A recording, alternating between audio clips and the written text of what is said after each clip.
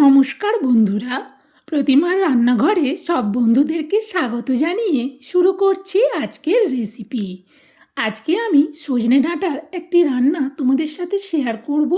এইভাবে রান্না করলে কিন্তু দুর্দান্ত লাগে খেতে। আমি এখানে 8 পিস সজনে ডাঁটা নিলাম, আর একটা দেখো মিডিয়াম সাইজের আলু নিচ্ছি, আর এতে দেব দুটো কাঁচকলা। এই কাঁচকলা, আলু আর ডাঁটা আমার যতটা লাগবে আমি ততটা পরিমাণ নিলাম। তোমরা তোমাদের ফ্যামিলি মেম্বার অনুযায়ী সবজিটা নিও। আমি এখন এই ডাঁটা, আলু আর কাঁচকলাটা কেটে ধুয়ে নিয়েই কিন্তু ফিরে আসছি।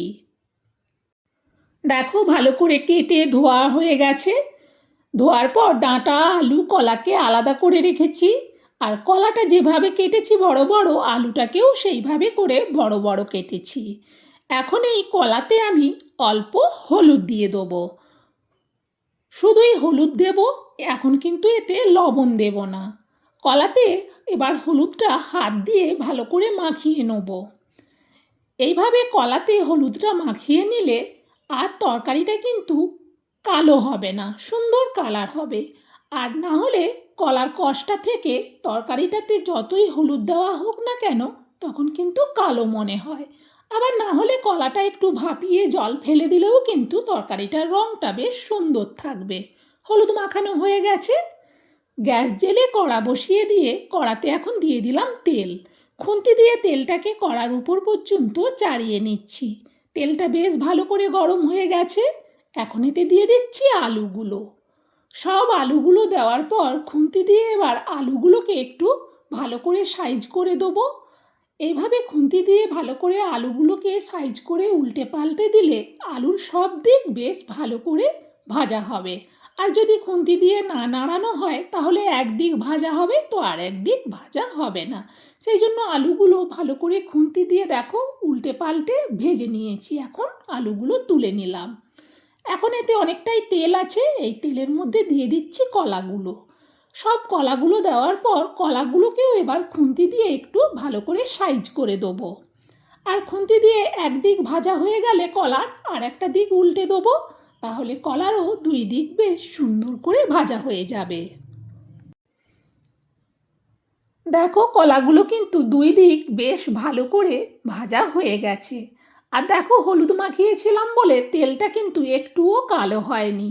সুন্দর করে কলাগুলো ভাজার পর এবার আলুর সাথে কলাগুলোকেও আমি তুলে নিচ্ছি। কড়াতে এখনও অনেকটাই তেল আছে, এতে আর তেল দিতে হবে না। এবার এতে দিয়ে দিচ্ছি আমি অল্প পরিমাণ গোটা সরিষা, আর দিচ্ছি পরিমাণ মতো লবণ, আর দিয়ে দিচ্ছি অল্প একটু চিনি। এবার 2 মিনিট এই লবণ চিনিটা শুদ্ধ সরিষাটাকে একটু ভেজে নেব।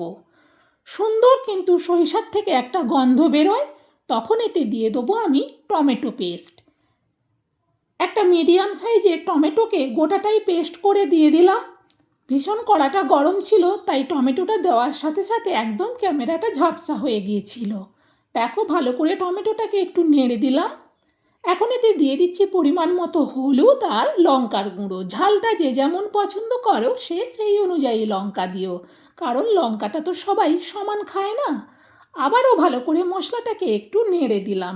টমেটোর জলটা কিন্তু বেশ শুকিয়ে গেছে, দেখো আর একটুও টমেটোর জলটা নেই। এখন এতে দিয়ে দেবো আমি ডাঁটাগুলো। সব ডাঁটাগুলো একেবারেই দিয়ে দিলাম। এবার খুন্তি দিয়ে ভালো করে মশলার সাথে ডাঁটাটাকে ভাজতে থাকবো।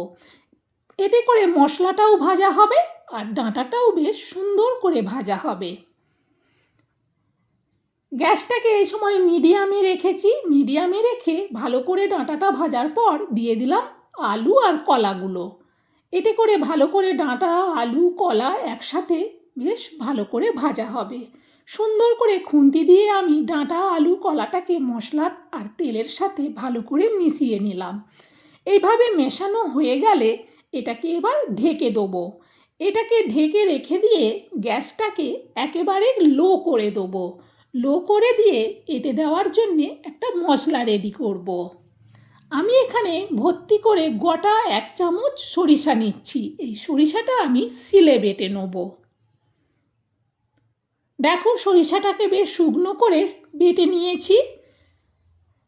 এবার ওইদিকে কড়াতে অনেকক্ষণ নাড়ানো হয়নি, তাই আগে মশলাটা রেখে কড়াটা একটু ঢাকনাটা খুলে ডাঁটা আলু কলাটাকে একটু আগে নেড়ে দিই।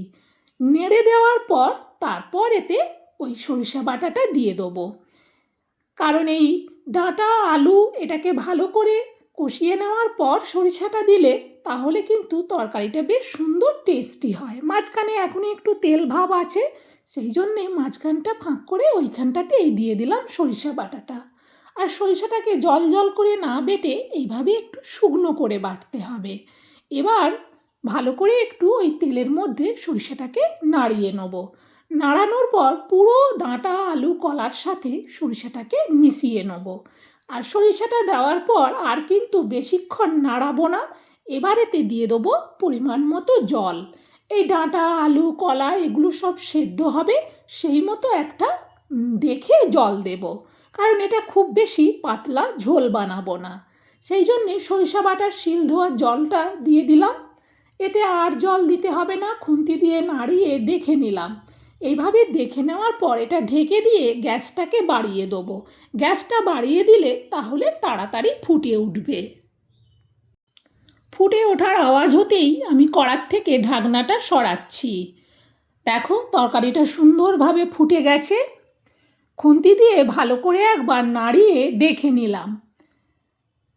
এখনও তরকারিটা অনেকটা বাকি, সেই জন্যে খুন্তি দিয়ে ভালো করে দেখে নেওয়ার পর এটাকে আবারও ঢেকে দেবো। ঢেকে দেওয়ার পর গ্যাসটাকে কিন্তু একেবারে লো করে দেবো। প্রায় মিনিট চারেক বাদে আবারও আমি কড়ার থেকে ঢাকনাটা সরাচ্ছি। দেখো তরকারিটা আস্তে আস্তে এখনও ফুটছে। খুন্তি দিয়ে এবার নাড়িয়ে দেখে নেব আলু ডাঁটা সব কিছু সেদ্ধ হয়েছে কিনা। ডাঁটা আলু সব সেদ্ধ হয়ে গেছে, শুধু দুটো একটা আলুকে একটু ভালো করে আমি থেতো করে দেবো। এতে করে তরকারিটা বেশ সুন্দর গাঢ় হবে, কারণ এতটা তরকারিতে 1 চামচ সরিষা দিয়েছি তো শুধু, সেই জন্যে একটু আলুগুলোকে থেতো করে তরকারিটা ঘন করে নিলাম। তরকারিটা হয়ে গেছে, এবার এটা নাবিয়ে নেব। নাবিয়ে একটা এরকম বড় বাটির মধ্যে আমি ঢেলে নিচ্ছি। সজনে ডাঁটার এইরকম একটা রেসিপি যদি গরম ভাতের টেবিলে থাকে, ভাত খেতে কিন্তু আর অন্য কিছুর প্রয়োজন হবে না। এই কলা আলু ডাঁটা দিয়েই কিন্তু এক থালা ভাত নিমেষেই শেষ হয়ে যাবে। বন্ধুরা, আমার এই সজনে ডাঁটার রেসিপিটা তোমাদের কেমন লাগলো সেটা কমেন্টে জানিও। ভালো লাগলে একটা লাইক দিও আর রেসিপিটা শেয়ার করে দিও, যাতে আমার দেখানো পদ্ধতিতে সজনে ডাঁটা আলু কলা দিয়ে রেসিপিটা সবাই বানিয়ে খেতে পারে। বন্ধুরা, আজকের মতো রেসিপি শেষ। আবার অন্য দিন অন্য রেসিপি নিয়ে চলে আসবো। আমার আরও রেসিপি দেখতে চাইলে নতুন বন্ধুরা আমার বন্ধু হয়ে আমার পাশে থেকো। আজকের মতো তাহলে বিদায় নিচ্ছি।